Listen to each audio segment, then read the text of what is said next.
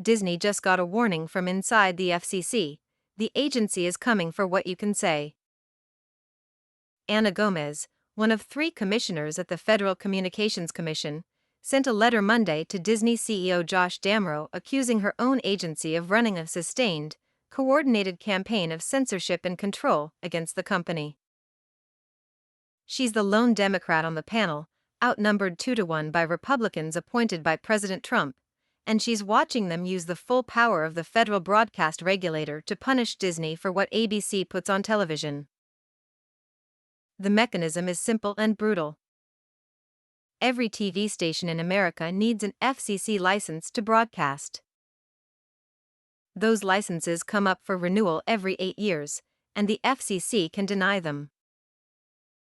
Disney owns 8 ABC stations outright, in New York, Los Angeles, Chicago, and 5 other major markets.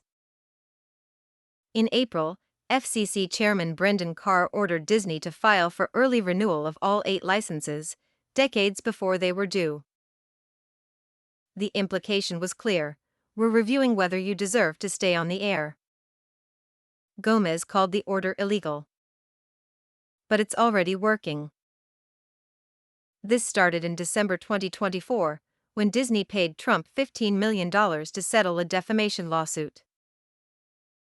ABC anchor George Stephanopoulos had said on air that Trump was found liable for rape in the E. Jean Carroll case.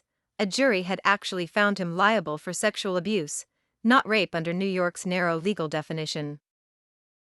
Trump sued. Disney settled fast, hoping to buy peace before he returned to the White House. Gomez told D'Amaro in her letter, "It did not buy you peace. It only bought you time."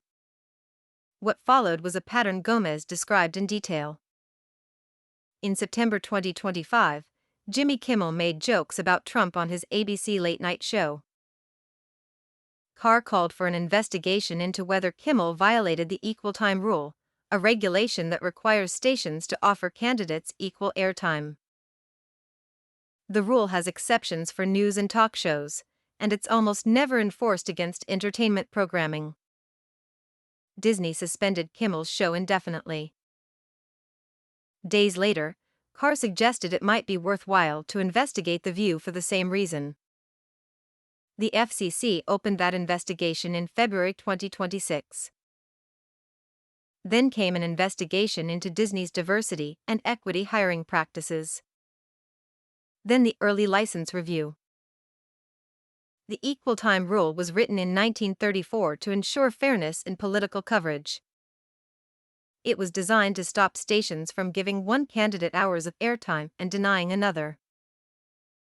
But Carr is wielding it as a content control tool. If a late-night host criticizes a sitting president and that president is running for re-election, the station must offer him equivalent time, or face investigation. The thread is the point. No station has actually lost its license yet. They don't need to. Disney pulled Kimmel off the air the moment Carr started talking. Gomez has no enforcement power.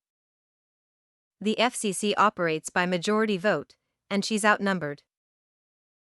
Her letter is a dissent for the record, a public statement that she knows what her colleagues are doing and considers it unconstitutional. She wrote that the investigations are aimed at pressuring a free and independent press and all media into submission. She told D'Amaro that Disney is not the first target of this campaign, and you will not be the last. The strategy works because broadcast television still operates under a different First Amendment standard than print or cable. A newspaper can publish whatever it wants, the government has no licensing power over it. But broadcast stations use public airwaves, which the FCC controls.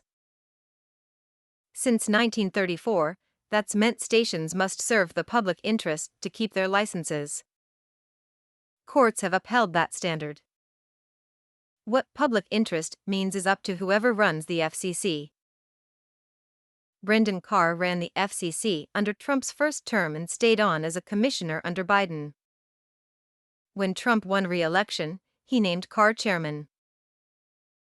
Carr has been clear about his priorities. He's investigated tech platforms for alleged censorship of conservative voices and launched probes into companies over DEI policies. Now he's turned that apparatus on Disney, using tools that have been on the books for 90 years but were rarely deployed for political content control.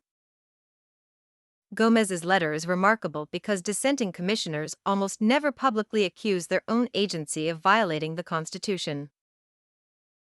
But she's term limited, her seat expires in June 2026, weeks from now, and she has nothing left to lose. She's putting on the record exactly how this works. A federal agency with the power to revoke broadcast licenses investigates a network for airing criticism of the president. The network pulls the show. The agency opens more investigations. The network settles the next lawsuit faster. Disney hasn't responded to Gomez's letter yet. The company is in the middle of a fight it can't win by fighting. Every legal challenge takes years, and the licenses are reviewed now. The safest move is to keep heads down, tone down the criticism, and hope the investigations close quietly. That is precisely what Gomez warned Damrow is the goal, not to punish Disney after the fact, but to make every broadcaster in America think twice before airing something the president doesn't like. The censorship isn't what the FCC bans. It's what never gets made because the threat is always there.